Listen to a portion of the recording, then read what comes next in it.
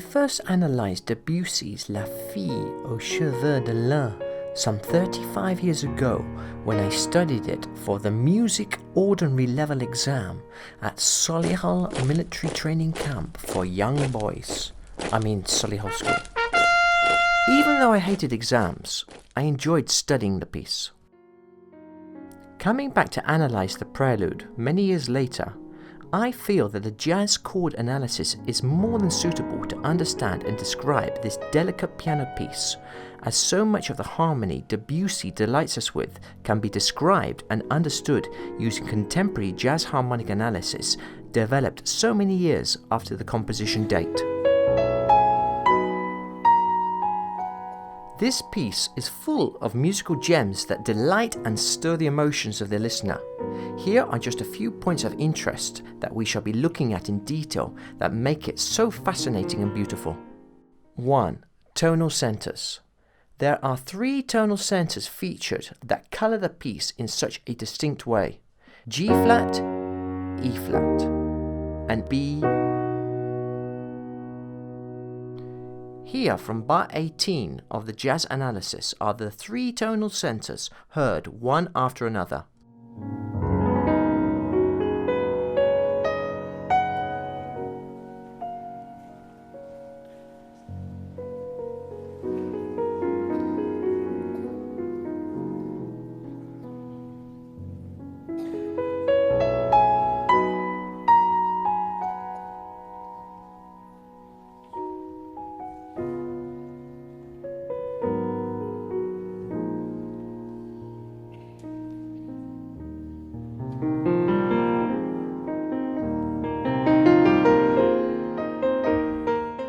Two, use of polyrhythms. Starting at bar 53, 2 distinct rhythms are superimposed, creating contrast, depth, ambiguity, and interest.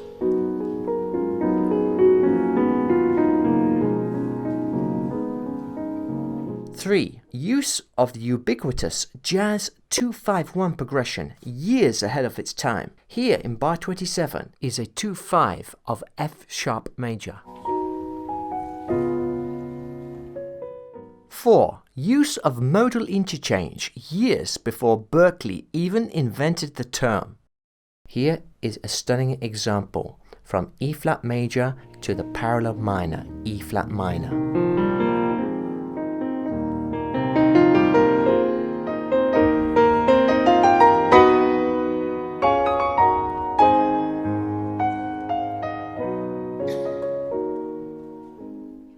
Point of interest 5. Use of extended chords, uncommon in 1910. Bar 18. D flat 9 suspended over G flat.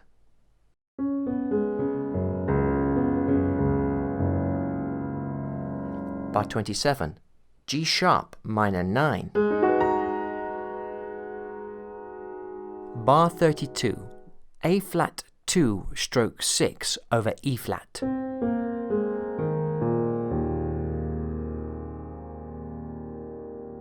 Note about the process. I transcribe the piece as much as possible by ear, then check the voicings later with the original printed part and correct it where necessary. The process of actual transcription for me is a far more profound experience than just reading the score. I recommend it highly. It's like experiencing the music purely. Disclaimers. Number 1. I decided to notate the prelude with 8th notes being the highest rhythmical resolution, as this seemed to make more sense to me. No other reason. The original part uses 16ths. 2. I have marked in dotted bar lines where the harmony changes. These reference bar lines bear little resemblance to the original bar lines, but then bar lines are not heard anyway. 3. I have notated some of the sections with new key signatures as I hear these sections as different colours, so it made sense to me to spell them that way, so they stand out more. Of course, the notes sound the same, whether it be C flat or B natural. Okay, let's listen through now to pianist Lang Lang's version with jazz chords and notes included.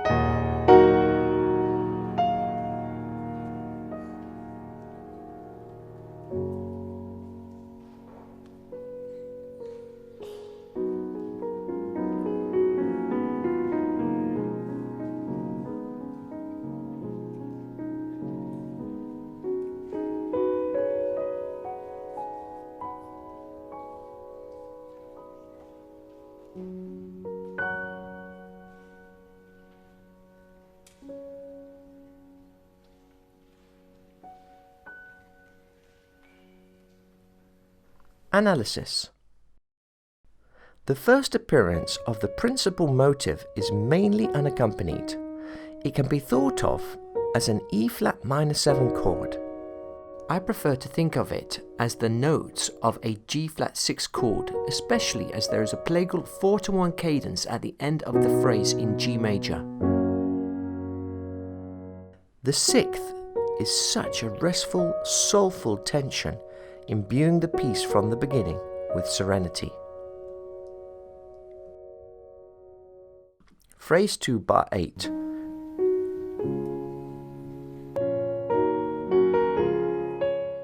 Debussy now adds A-flat into the mix, completing the G-flat major or E-flat minor pentatonic scale.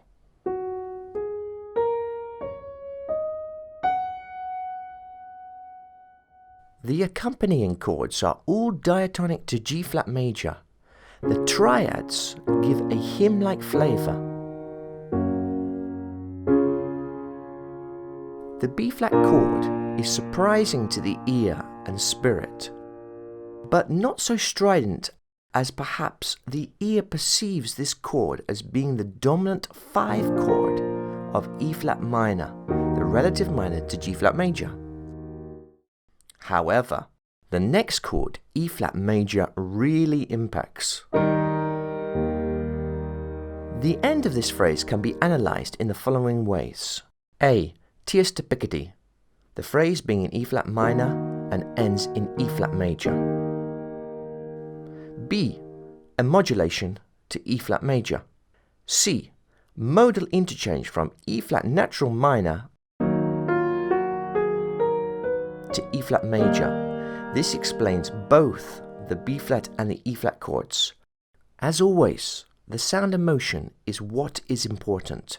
The analysis does not make the sound. It's just a way for us to describe and understand what happened afterwards. Phrase 3 is the second appearance of the principal motive.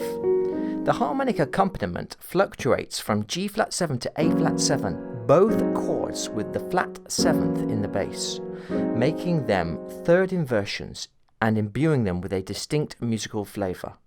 The G-flat 7 adds a mixolydian sound with its F-flat, whilst the A-flat 7 with its C natural adds a G-flat Lydian sound.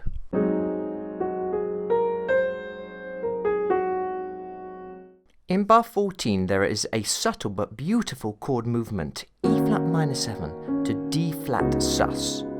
This chord, A-flat minor 7 over D-flat, though common in jazz today, must have sounded completely new for the time. We are talking about 1909 or 1910. If we compare this bar to the first time the motive is heard, we can see that the A-flat minor over D-flat chord is like a substitute for the 4 C-flat chord. Bars 15 to 17 are solidly in G-flat major. This descending theme will appear later in a different guise. At bar 18, there is another D-flat sus chord that moves down again to the G-flat tonic, making it a 5 sus. However, this chord is played over a G-flat bass that makes the sound slightly more ambiguous and impressionistic. The sus4th of the D-flat chord, G-flat, is heard in the melody this time. The C-flat, the 4th degree of G-flat major, is quite pungent here. The melody at bar 18 over this D-flat sus traces exactly the notes of the A-flat minor pentatonic scale. Debussy is instructing us here a great diatonic chord scale to use over a suspended chord. Bar 20. The theme of bar 15 is echoed here. Bar 22. Here a fresh, interesting sound is introduced.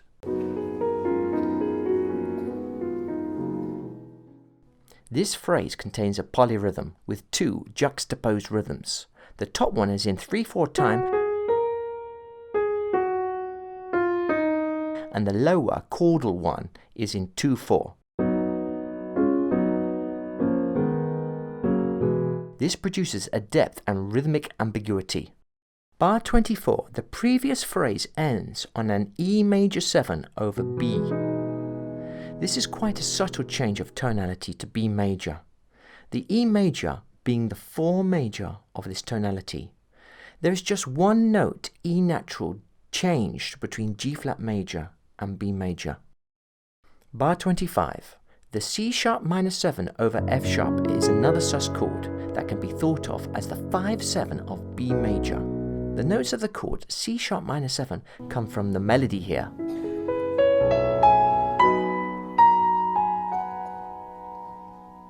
So far in the piece, we have heard G flat major, E flat major, and now B major. Bar 26 refers again to the descending melody of bar 15, this time in B major.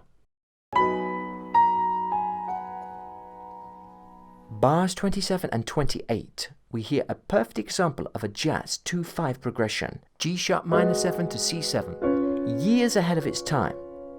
The ninth of both chords are heard in the melody, colouring further these melody notes. On the G sharp minor, the ninth is A sharp, and on C sharp 7, the natural ninth is D sharp. I am analysing these two chords as coming from B major, even though the C sharp 7 contains E sharp. The C sharp 7 is the 2/7 of B major, a very common jazz sound heard, for instance, in Take the A Train.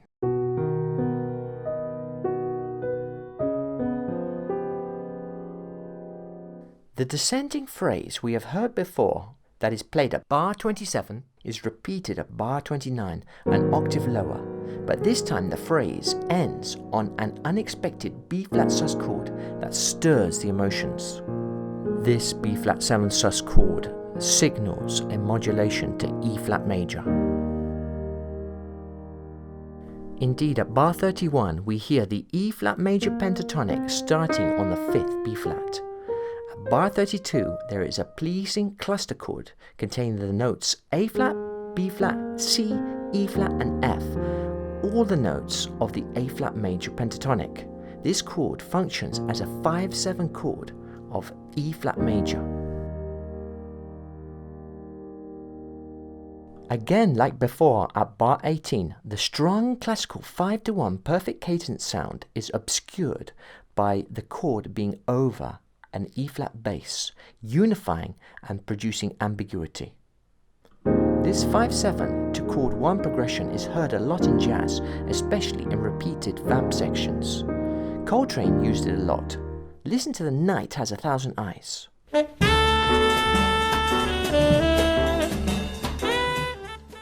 The ascending E-flat pentatonic phrase is heard 3 times, each time an octave higher.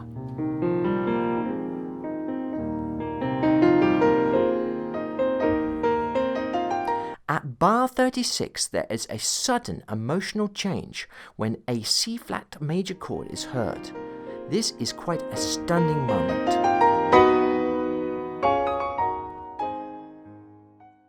For me, after the calm of the previous E-flat pentatonic section, this next harmonic change is like a bright, uplifting ray of light. An out-of-world sensation is felt. A very satisfactory way to analyze these chords is by way of modal interchange. We can say the C-flat and D-flat major triads come from the parallel natural minor to E-flat major, E-flat natural minor. They are chords flat 6 and flat 7. Indeed, they are followed by an E-flat minor chord that is followed by an A-flat chord, a brighter sound. Chord 4 major in the E-flat melodic or Dorian scales. This contains C natural, the natural 6th of those scales. This uplifting motive is echoed again at bar 38 with a faster harmonic rhythm and an octave lower. From bars 39 to 40 we hear A-flat major to A-flat minor over D-flat. This major to minor sound is so emotionally stirring. The fourth of the D-flat chord resolves to the third F natural on beat 2 of bar 40. A brand new section is heard at bar 41.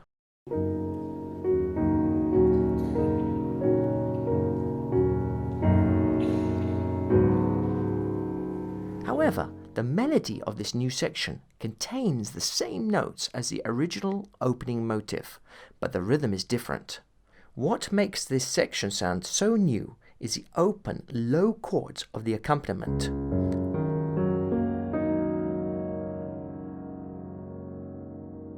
Which is made homogeneous as the notes of the chords all come from the soulful E-flat minor pentatonic.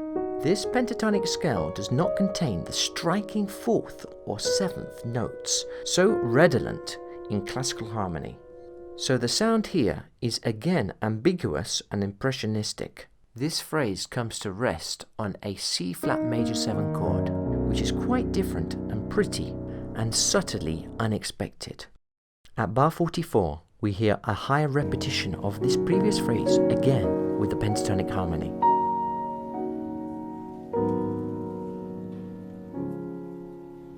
This phrase ends again on a B chord, marked very softly. I have decided to label this as B major, even though it can be thought of as chord 4 in G-flat major. After this has been sounded, the initial motive is played for the third time, this time at an octave higher than before. As they are heard over a B chord, the melody notes feel different this time. The C sharp is the 9th, the A sharp is the major 7. Such gorgeous, pretty notes, so used in jazz later on.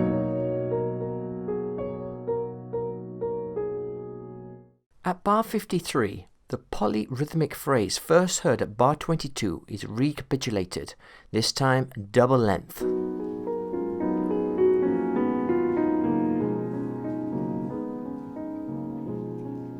At bar 57, an ascending A-flat minor pentatonic scale over an E-flat bass leads the listener to the final resting place of G-flat major.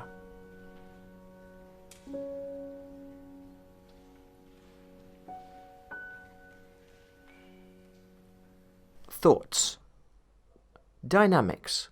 I think it would be amiss not to mention Debussy's stunning use of dynamics. The loudest dynamic is MF in the original score. The lower numbered harmonics produced at these lower dynamic levels are quite different from the brighter higher ones produced by louder notes. Main theme treatment. It is very interesting to observe the 3 different ways Debussy treats the main theme. The first time just a solo melody. The second, the melody over 2 parallel moving chords, G-flat, A-flat 7. And the third and final time, over a B major, colouring the notes in a new way. The number 3. There are many musical events linked to this number in the piece. Here are 6. 1. The piece is in 3/4 time. 2. There are 3 key centers. 3. The main theme occurs 3 times. 4. The descending theme at bar 15 occurs 3 times. 5. The ascending pentatonic line in E-flat occurs 3 times. 6. The piece is marked at 66 beats per minute, divisible by 3 again. Interesting, right? Difficulty. I have heard that Charlie Parker deliberately played fast and complex tunes in the cutting jam sessions so as to filter out musicians of lesser technical aptitude. I have also heard expressed the idea that Chopin used key signatures with more sharps and flats so only more experienced musicians could play his music. It occurs to me that this Debussy prelude, La fille aux cheveux de lin, could have been written in a simpler way. I wonder if Debussy was somehow filtering. The 16th melody notes could have been expressed as eighths. The different tonalities could have been written with new key signatures to facilitate reading. And some of the bar lines could have been placed in places easy to understand. These are just my own personal thoughts, being a non-genius. I hope you could get something out of the video. If you enjoyed it and would like more content, please remember to subscribe, like and share. It really helps nourish the feedback loop. Thanks for watching to the end. Ciao!